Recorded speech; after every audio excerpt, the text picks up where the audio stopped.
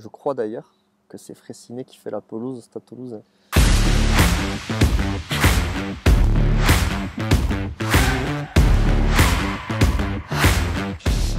Bonjour Thomas, Bonjour ravi Yann. de te retrouver ici aujourd'hui au Golf de Palmola, après cette parenthèse internationale. Le choix du golf n'est pas anodin. On vient te rencontrer sur les lieux d'une seconde passion que tu as pour le golf depuis quelques années désormais. Pas très très longtemps, mais ouais, depuis 2 ans et demi, 3 ans. Ouais. D'accord. Comment t'es venu cette C'est passion? venu parce que j'ai un copain à moi, Arthur, que tu connais D'accord. très bien, qui s'est blessé et à la fin de sa rééducation, il s'est mis au golf et puis il m'a pris et puis on s'est pris au jeu tous les deux et au final, on prend beaucoup de plaisir à jouer ensemble et à se challenger aussi un petit peu. Que viens-tu rechercher en particulier quand tu viens jouer au golf? Bah déjà c'est le plaisir de jouer un autre sport que du rugby forcément parce qu'on passe beaucoup de temps à jouer au rugby, à faire comme c'est notre métier. Et voilà, ça fait du bien aussi de temps en temps de découvrir d'autres sports. Donc voilà, et puis le plaisir aussi de jouer entre copains. Et comme on est aussi un peu des compétiteurs, on aime bien ben voilà, jouer les uns contre les autres ou jouer deux contre deux et se lancer des petits défis. Et puis voilà, ce que j'aime dans le golf aussi, c'est la nature. Je trouve qu'on est dans un paysage quand même agréable. Il y a personne autour de nous. Donc c'est vraiment un moment aussi de relâche, de lâcher prise. Et voilà, tu sais très bien, quand tu fais une partie de golf, ça peut durer 2 à 4 heures selon le nombre de trous que tu fais. Mais c'est sûr que quand tu passes 4 heures dans un décor comme celui-ci, ben, tu, même si t'as pas très très bien joué, tu repars de là, la tête un peu vidée et ça fait toujours du bien.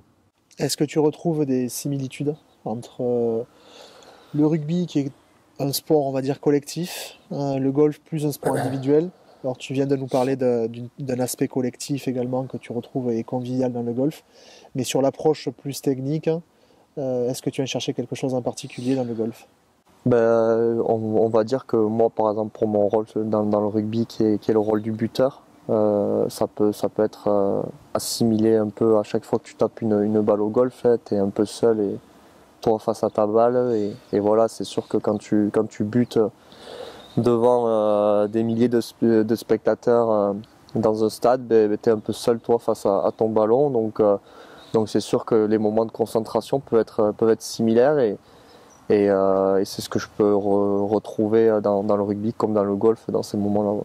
Côté, côté approche psychologique, est-ce que tu viens rechercher dans le golf comme tu peux l'avoir dans le rugby, une approche sur une routine, sur une certaine forme de routine? Euh, oui, dans le rugby, j'ai ma routine qui est maintenant acquise, notamment depuis quelques années. Quand je bute, je fais toujours les mêmes choses et ça c'est devenu quelque chose que voilà, je fais même sans réfléchir tellement c'est ancré en moi. Mais c'est sûr que ouais, avant chaque coup dans le golf, j'essaie un petit peu de me concentrer parce que c'est important d'être voilà, précis dans ce qu'on fait. Donc voilà, et puis ça permet aussi quand tout à l'heure on parlait de similitude entre le but et taper un coup de golf, la respiration au moment où de buter c'est vachement important. Faire le vide aussi c'est vachement important. Et puis voilà, c'est des choses qu'on peut retrouver au moment de taper un coup de golf, voilà, avoir une respiration plus assez fluide, pas essayer de stresser le moins possible.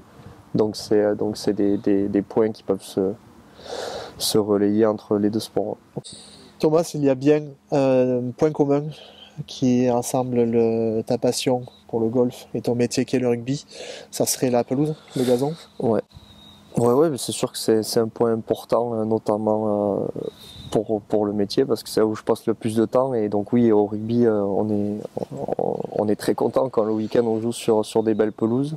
Je suis pas très très fan des pelouses synthétiques parce que voilà, c'est pas le mieux, pour notre corps et aussi ben voilà pour la qualité du rugby que l'on veut faire. Donc ouais, tu vois, c'est un aspect important. Au stade, on a une pelouse hybride C'est quand même aujourd'hui, pour moi, ce qui se fait de mieux. Elle a un entretien raisonné, donc voilà, je pense qu'aujourd'hui, en termes de qualité de pelouse, c'est ce qu'on peut trouver de mieux sur le marché, si je peux dire ça comme ça. Mais en tout cas, nous en tout cas, joueurs de rugby, je pense que c'est ce qu'on préfère. Je crois d'ailleurs que c'est Fraissinet qui fait la pelouse au Stade Toulousain. Tout à fait. Tu as tout à fait raison, Thomas. Il y a quelques années, nous avons collaboré avec les équipes du Stade Toulousain dès que le projet de nouvelle pelouse a été évoqué et nos produits ont été utilisés à la construction. Donc avec une partie amendement organique qui a été utilisée dans le substrat qui est en sable. Et ensuite, une partie engrais, fertilisation solide et également liquide sur l'entretien qui se fait par les équipes techniques depuis maintenant quelques années. Donc très content que ce terrain te convienne. S'il y a un souci, en fait, c'est pas le jardinier du club qu'il faut que j'aille voir, c'est vous directement du coup. On en parlera de ça. Revenons sur la partie effectivement gazon. Pour un buteur, ouais. Ça a quand même une part importante. Ouais, forcément, c'est exactement. Là, au moment de taper, on a notre pied d'appui qui vient vraiment s'enfoncer dans le terrain. Donc c'est vraiment important d'avoir un terrain stable et fort à ce moment-là pour pas que notre pied glisse. Mais tu vois, par exemple, dans d'autres secteurs, dans les phases de combat comme la mêlée notamment, où on peut voir parfois les pelouses s'arracher, voilà, c'est aussi important pour nos avants d'avoir des pelouses assez solides pour que ces phases de jeu tiennent et puissent favoriser le jeu derrière et voilà le spectacle durant un match. Parce que... À titre personnel, comment abordes-tu cet aspect pelouse sur la préparation d'un match? Parce que autant tu connais la moitié de la saison les matchs sur Ernest Vallon ou même sur la partie Stadium de Toulouse, mais quand tu vas à l'extérieur, est-ce qu'il y a une préparation particulière en avant-match? Est-ce que tu sors un peu avant?